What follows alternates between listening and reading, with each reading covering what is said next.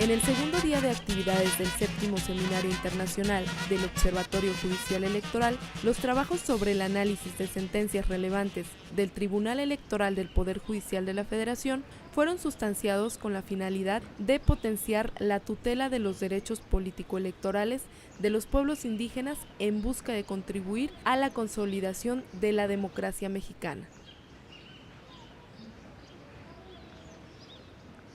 Nos podemos preguntar en dónde comienza el problema de la discriminación de la participación política de las mujeres indígenas. La respuesta dista de ser única, pero parecería difícil aceptar que en ocasiones todo nace con una autorrestricción impuesta o consciente, con una crítica severa familiar, las cuales se imponen como las primeras barreras a derribar, por increíble que parezca. Luego, el enfrentamiento y la oposición comunitaria. Por ello, la concientización en todos aspectos y a todos los niveles es indispensable, en especial para aquellas personas que toman las decisiones al interior de la comunidad, quienes también deben comprometerse a tomar un papel activo que garantice el derecho de las mujeres indígenas a tener una participación política en condiciones de igualdad. En el plano normativo, vemos esta exigencia, puesto que en nuestra Constitución se encuentra plasmada la obligación de los pueblos y comunidades indígenas, entre otras, de elegir el libre ejercicio de autodeterminación a sus autoridades o representantes, pero con el imperativo de garantizar la participación de las mujeres en condiciones de equidad frente a los hombres. Hoy, la Ley General de Instituciones y Procedimientos Electorales hace eco sobre la necesidad indiscutible de privilegiar el principio emanado de la Constitución, puesto que con la reciente reforma política se llama a las comunidades a garantizar una participación política igualitaria. Esta es la respuesta del trabajo parlamentario comprometido en la búsqueda de soluciones a la problemática de las mujeres indígenas. Así, los poderes de la Unión, los niveles de gobierno, los pueblos y comunidades, organizaciones no gubernamentales, las propias mujeres indígenas, debemos todos estar comprometidos a cerrarle las puertas a la discriminación. Todavía hay un largo camino por recorrer, pero las condiciones normativas y judiciales están dadas. Celebro que sea la séptima ocasión en que el Tribunal Electoral someta a la crítica social sus sentencias. Esto no es fácil, no es común, y además que se someta a la crítica de académicos reconocidos en el mundo. Y no solamente queda en un seminario, en un observatorio, sino que los magistrados y las magistradas nos hacemos cargo de las áreas de oportunidad que se nos ponen enfrente para mejorar lo que estamos haciendo. Esto, sin duda, me parece algo que debemos de destacar en este Seminario Internacional del Observatorio Judicial Electoral.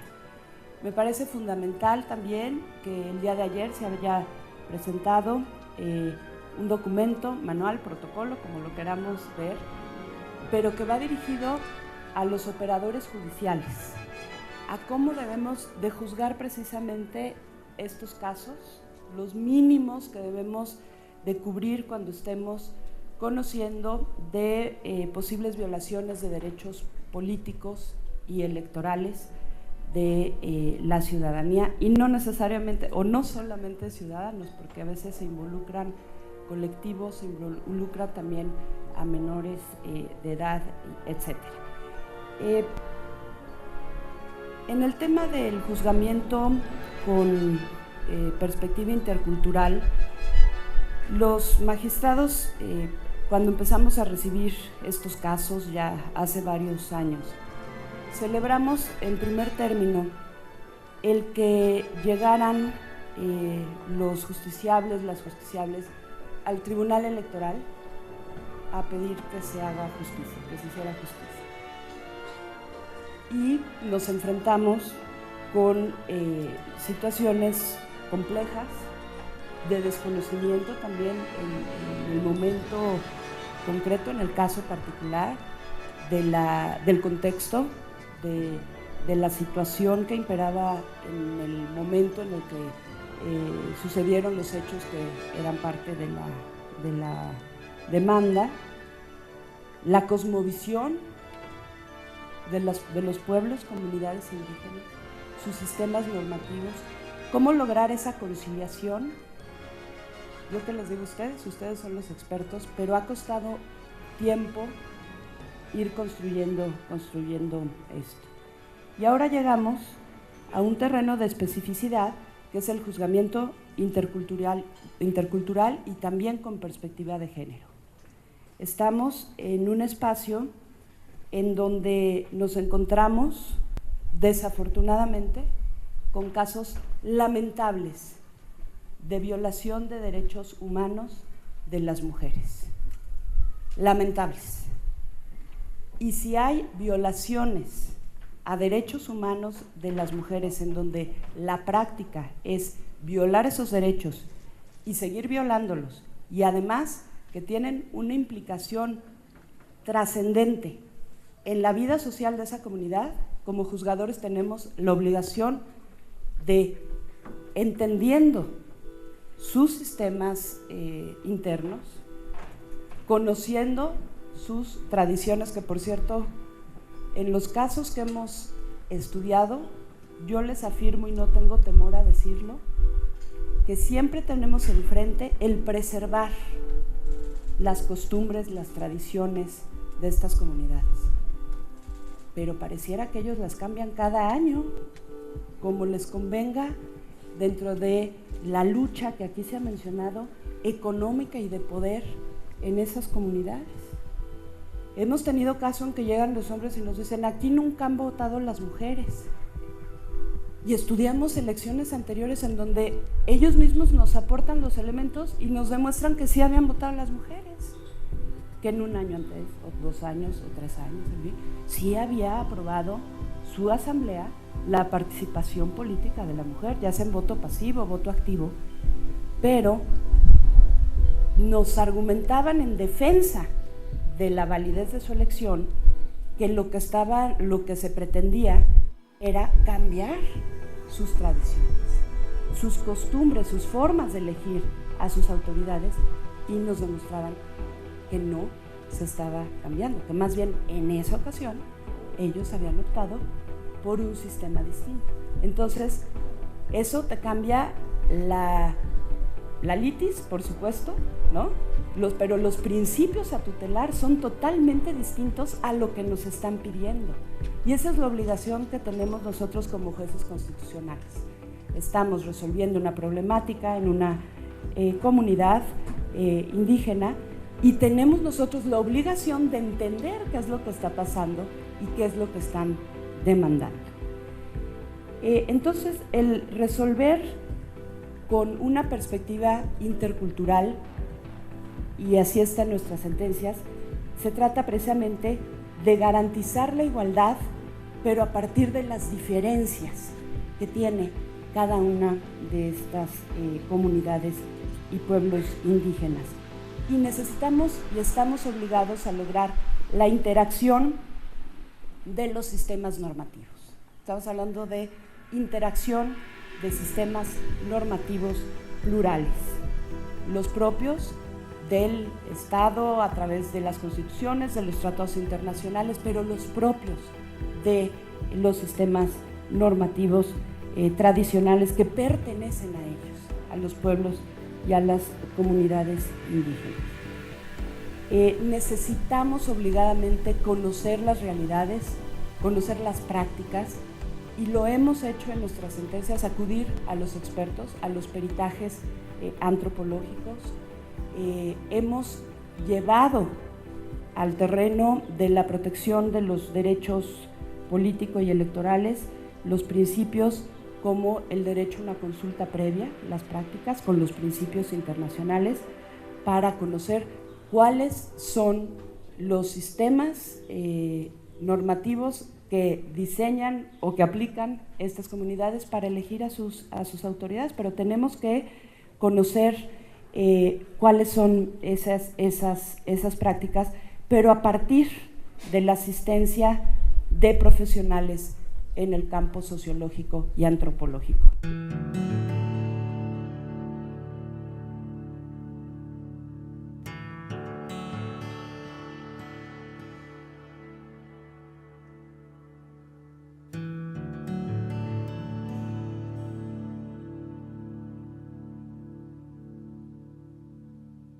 al nivel de las comunidades sí hay instituciones ya establecidas que han emergido durante mucho tiempo en relación y confrontación con los estados coloniales y postcoloniales. Y también son modificaciones de instituciones que se derivan de la legislación nacional. Eso sí ya hay, pero lo que no hay son, en la mayoría de los casos por lo menos, son instituciones de los pueblos entendidas como grupos lingüísticos más grandes. Entonces, la cuestión es quién debe representar los intereses de esas entidades. Y pienso que la situación que tenemos actualmente, que son tribunales de la Federación o de los estados mexicanos, que están discutiendo y están dando sentencias sobre problemas en el interior y entre diferentes comunidades indígenas, se debe exactamente de esa problemática.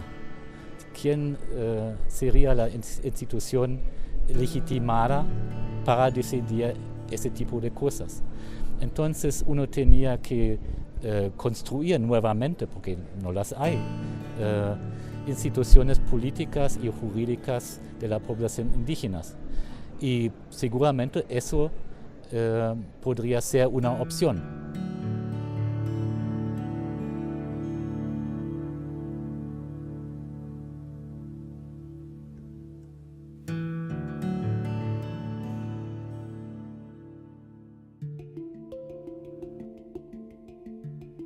Es realmente una gran satisfacción para mí ver y haber podido participar en este seminario tan importante, Observatorio Judicial Electoral, porque realmente se ve que ha habido progresos en México en los últimos años en torno a una toma de conciencia por parte del Poder Judicial, como en general algunas instituciones públicas y el Gobierno de México en materia de derechos indígenas.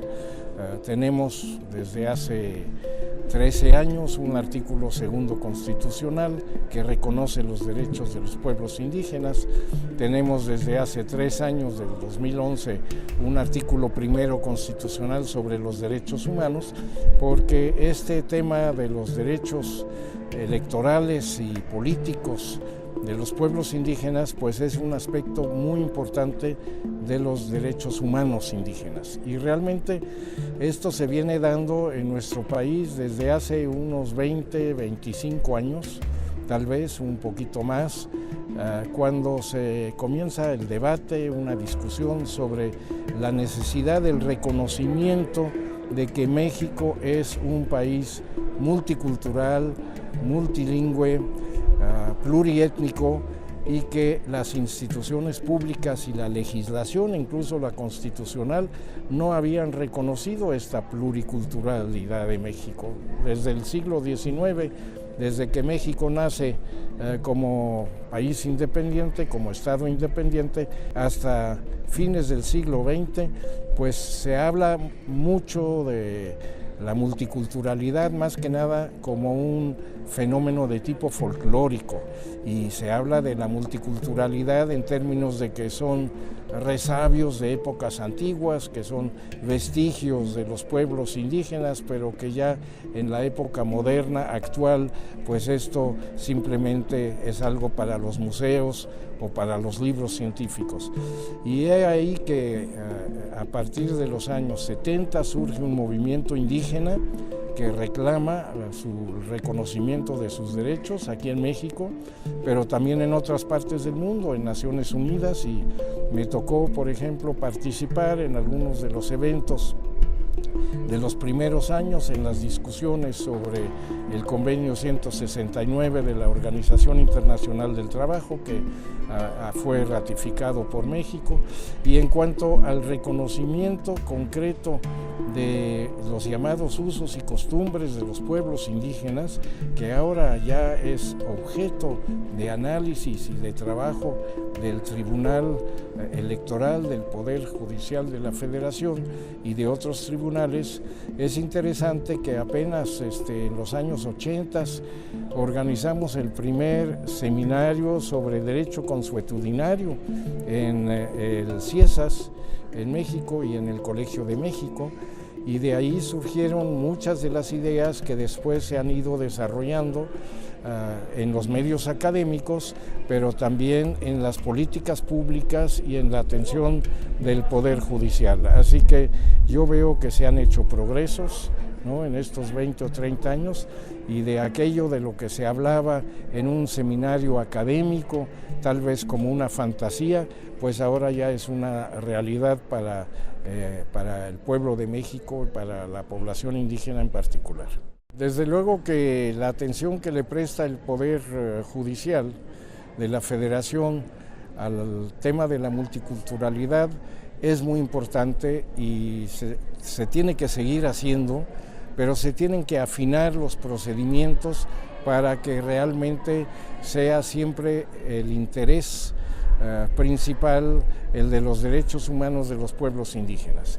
Y esto es un proceso largo porque significa pues una educación en general, no solo de los operadores de justicia del poder electoral, sino del poder judicial en términos amplios en nuestro país, pero al mismo tiempo significa de que el gobierno en todos sus niveles, desde el ejecutivo, el legislativo a nivel federal, los gobiernos estatales y desde luego los gobiernos municipales, adquieran conciencia y utilicen los instrumentos que el Poder Judicial y el Poder Legislativo les puede dar para aplicar las decisiones, las sentencias, las políticas públicas que se necesitan para la defensa permanente de los derechos de los pueblos indígenas. Esto es un proceso largo, puede durar decenios, puede durar generaciones incluso, pero se pueden hacer pasos, y lo que se ve aquí actualmente que ha hecho el Poder, el Tribunal Electoral de la Federación, pues es un paso en adelante. Hay que reconocer que lo que llamamos la diversidad cultural no es solo una multiplicidad de manifestaciones culturales de grupos indígenas por una parte y los no indígenas por la otra, sino es el resultado de un proceso histórico que comienza con la conquista, que ha colocado a los indígenas siempre en situación de inferioridad.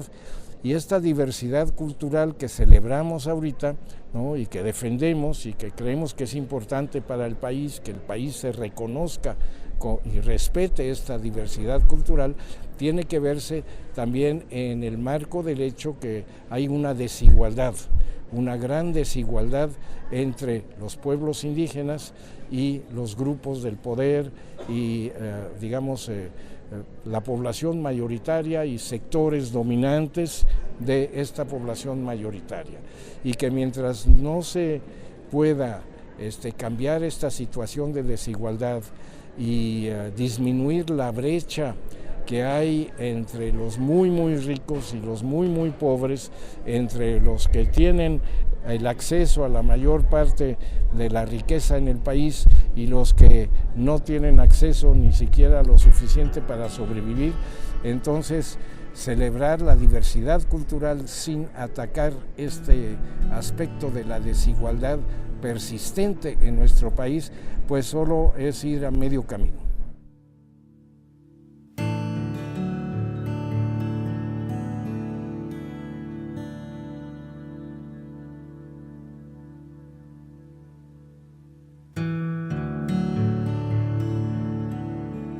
Señor presidente del Honorable Tribunal, es un honor estar aquí. Estoy aquí por una invitación especial en este 7º Seminario Internacional de la Federación del Tribunal Electoral, y gracias de verdad esta oportunidad.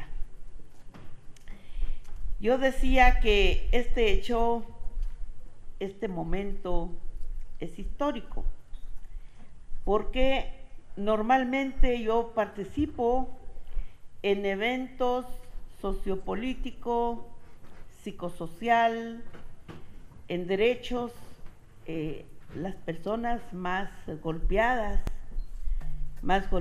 por los hechos violentos. Normalmente compartimos vidas testimoniales, que sé que es un impacto enorme en nuestra sociedad.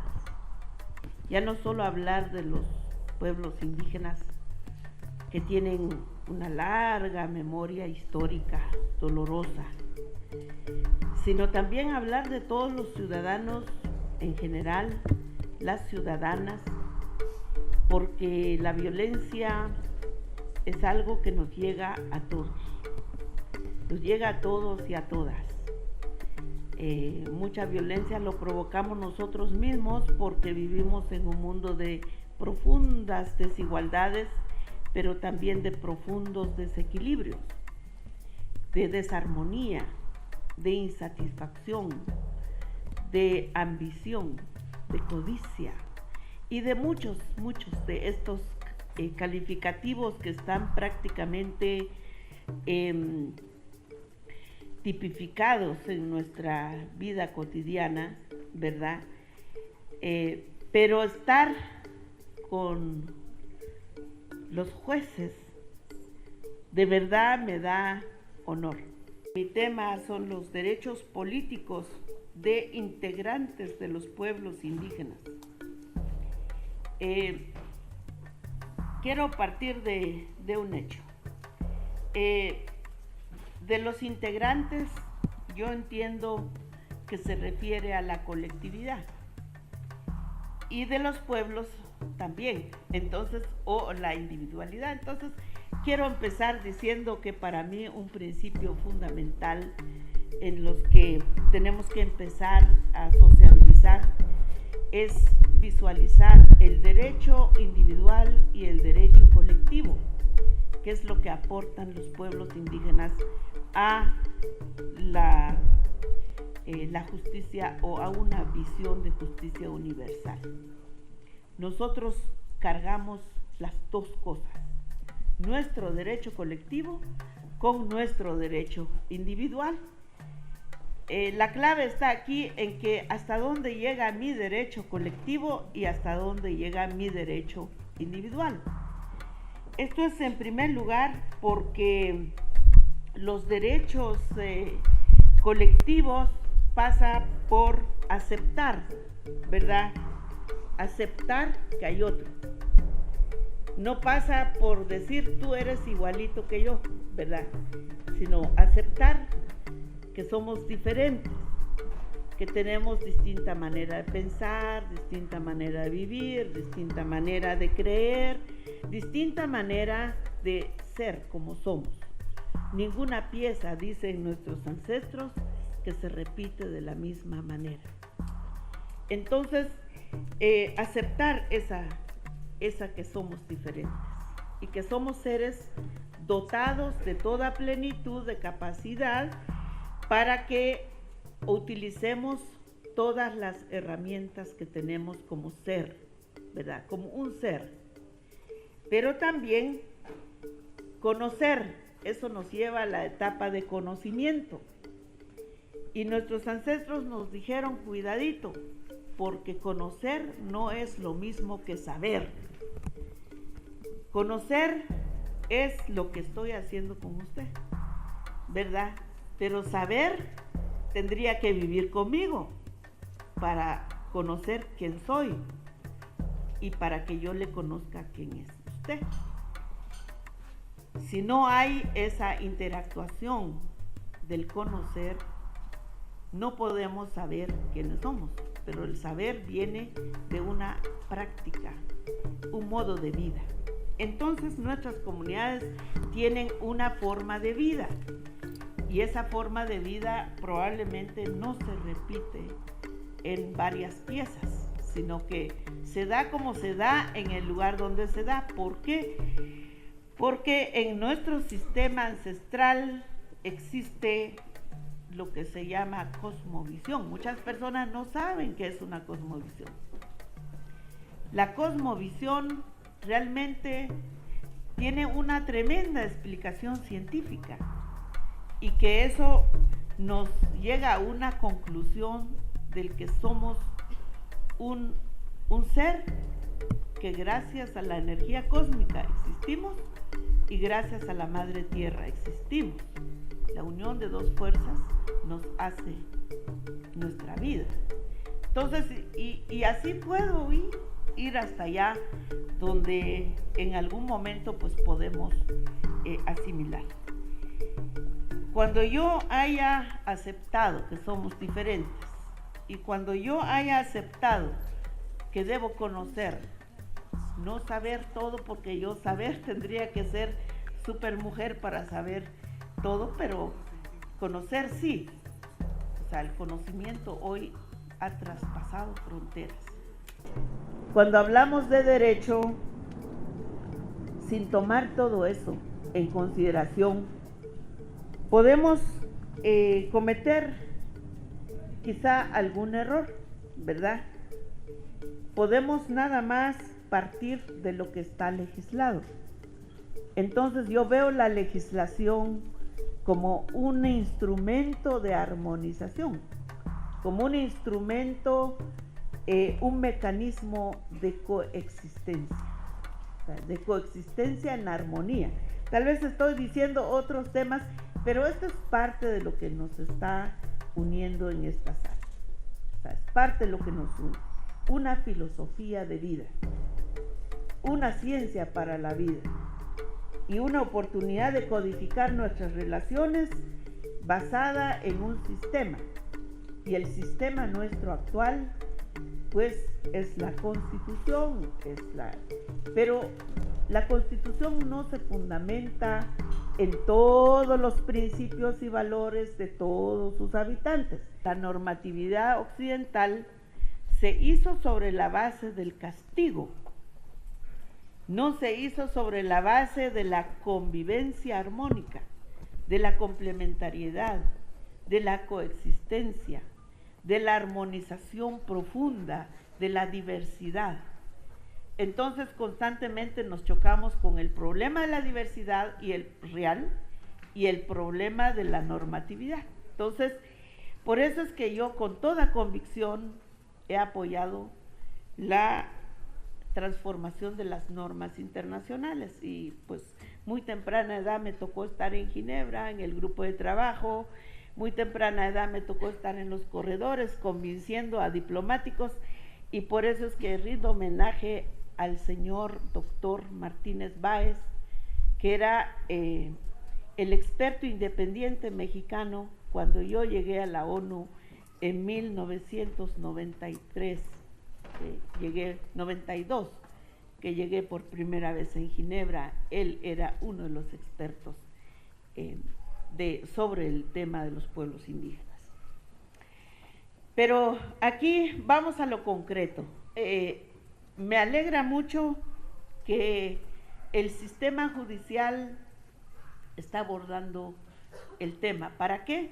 Primero, yo pienso que hemos ya elaborado, a pesar de que nuestra legislación inició como un método de castigo, ¿verdad? Como una sanción, como para que tú saliste fuera del espacio y cometiste un error y que te hagan ver tu error y que de alguna manera, entonces, para que sea un ejemplo para los demás. En el enriquecimiento de nuestra doctrina jurídica existen los expedientes. Me encantan los expedientes, hay que decir que gracias por la invitación, ¿verdad? Porque tuve la oportunidad de ver los expedientes concretos. Eso nos da mucha lección mucha lección en el sentido de que no estamos hablando de una teoría grande, sino estamos hablando de un ser humano y del otro ser humano, o de un grupo de personas que están violentando unos códigos de principio de convivencia armoniosa en esta localidad o en este espacio físico que nos pertenece a todos, pero con respeto mutuo. Entonces, creo que las sentencias que ustedes han dictado pues son muy aleccionador, y creo que vale la pena sacar quizá algunas, extraer de las sentencias cuáles son esos rasgos comunes y que nos puede enriquecer más metodología y nos puede involucrar más población, más gente, más tutela, no con paternalismo, sino sobre todo la misión de varios dirigentes, que debe ser una misión de buena fe, pero al mismo tiempo una misión profesional, técnicamente válida, ¿verdad? O sea, yo veo que el continente y México puede dar esa contribución al mundo entero, a los pueblos indígenas en general. Acudir a un tribunal significa tener pruebas fehacientes, documentación, aplicar correctamente los preceptos jurídicos, argumentar con todos los preceptos jurídicos que están, hacer expedientes al leccionador, de tal manera que los juristas que van a continuar la tarea posterior de nosotros, ¿verdad?, sepan que nosotros ya dejamos un camino de cómo hacer la investigación judicial sobre los casos, y ahí es donde vamos los derechos colectivos y los derechos individuales. Si es colectivo, pues definitivamente significa más allá, y vienen los conceptos de autodeterminación. Yo siempre uso la autodeterminación, a pesar de que la traducción de la declaración, los principios de Declaración Universal sobre Pueblos Indígenas, en español dice libre determinación. Yo soy libre de estar en Oaxaca, pero de que regreso a mi tierra Chimel, sí regreso. O sea, autodeterminación implica territorios, autonomía, implica autodeterminación personal, ¿verdad? Implica mucho. Pero libre, pues yo soy libre donde quiera estar. Eso es un individuo, no tiene que llevar toda la comunidad para ir donde quiera, ¿verdad? Entonces son muchos conceptos que a veces los decimos, pero cómo se aplica es lo más importante. Yo felicito a este congreso porque yo sé que se ha discutido sobre varios ámbitos del derecho, y cada ámbito es una experiencia precisa, porque ustedes son magistrados. Yo no podría saber cuál es la vida de un magistrado ahí frente a un tribunal donde realmente tiene que operar todo al mismo tiempo: su conocimiento del derecho, su sentimiento como persona, su misión como operador de un equilibrio, su mediación, porque yo veo un tribunal también como el más idóneo para mediar un conflicto. O sea, no mediar quiere decir parcializarse, no, es precisamente el equilibrio que se necesita. El único que puede hacer esa misión de mediación es un tribunal idóneo.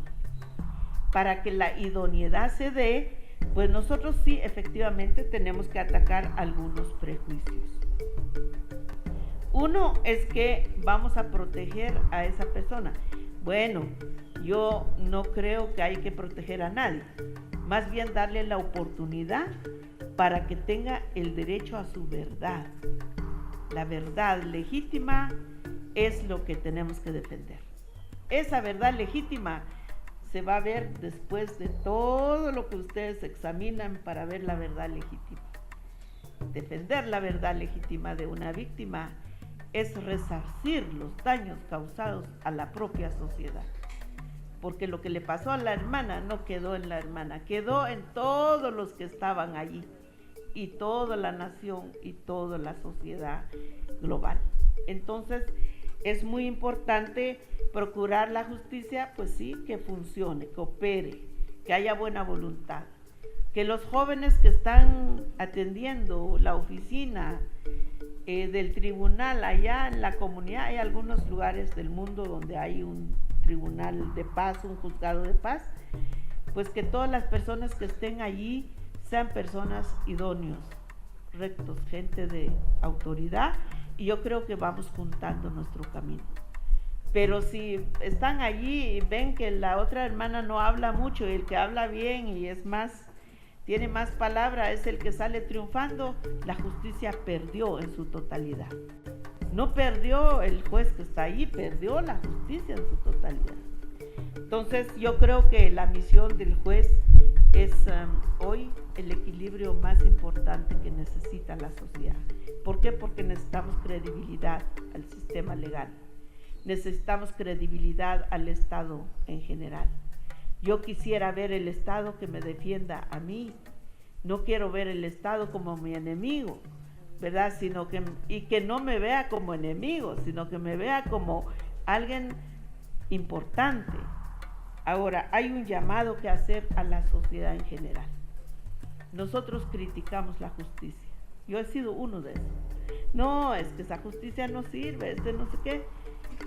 Con esa crítica, lo que hacemos es todavía anular lo que hemos avanzado. Ahora, no quiere decir que no seamos críticos. Yo pienso que no a la impunidad, no a la corrupción, que seamos incorruptibles todos los ciudadanos donde quiera que estemos, ¿verdad? No a los vicios que caen y que nos genera incredibilidad, está bien. Pero hagámoslo también aportando formas de cómo evitar eso. Es decir, una nueva ciudadanía. Una ciudadanía que sepa que es constructor de derechos y es cumplidor con derechos y no solamente espera que otro haga por uno. Entonces yo siento que el liderazgo social es muy importante en torno al sistema de justicia, ¿verdad? Bueno, yo no quisiera repetir porque la verdad que tengo mucho respeto por este Congreso. Tengo mucho respeto por las ponencias que ustedes han hecho, por los conocimientos que ustedes han emitido en este Congreso. Tengo mucho respeto por los procesos concretos. También tengo respeto por esa valentía que hay en Oaxaca de mantener una discusión sobre el derecho pluricultural, multiétnico, multilingüe, intercultural, esa discusión sin guerra, porque la mayoría de las discusiones que se han dado sobre los pueblos indígenas es por un problema. Porque hay un problema, hay que discutir los problemas indígenas. Yo aquí no comparto que los pueblos indígenas sean problema, en primer lugar. Ya quitemos en el lenguaje el problema indígena, ya dimos un paso. Quitemos en el lenguaje de que esto es un asunto solamente académico. No, la academia nos ayuda a trazar luces. Quitemos en nuestra noción y nuestro lenguaje también que los indígenas son víctimas. La victimización de una mujer es igualmente socavar sus derechos. La victimización de un pueblo indígena es también socavar sus derechos. Entonces vengamos con el autoestima, vengamos con esto. Y la discusión unilateral sobre los pueblos indígenas ya no funciona. Yo les juro que no funciona. De verdad lo he observado años y años de mi vida. Discusión unilateral. Entonces, ¿qué tenemos que hacer? Pues que los pueblos, la gente, los hijos iluminados de esos pueblos, nos sentemos juntos en la mesa y empecemos a encontrar algunos caminos comunes.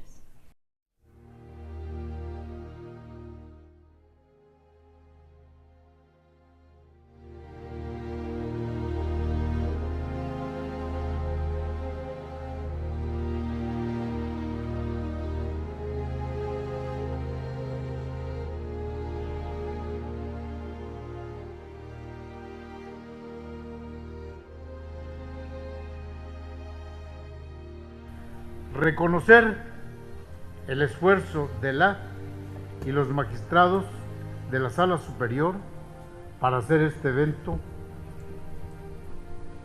una realidad y su compromiso con la justicia mexicana.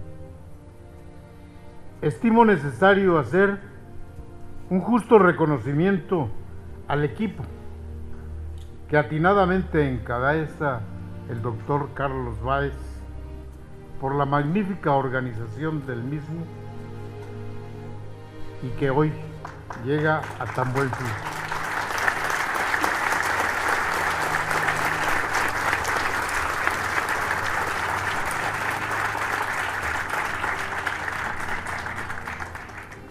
El Observatorio Judicial Electoral es un esfuerzo más del Tribunal Electoral del Poder Judicial de la Federación por la consolidación de la democracia. Aquí se analizaron y discutieron diversas sentencias relacionadas con la vida multicultural de nuestro país. Esfuerzo que se mantiene desde 2008, pues estamos seguros que la única forma de nutrir nuestros razonamientos jurisdiccionales es mediante el diálogo activo con cada una de las esferas de nuestra democracia.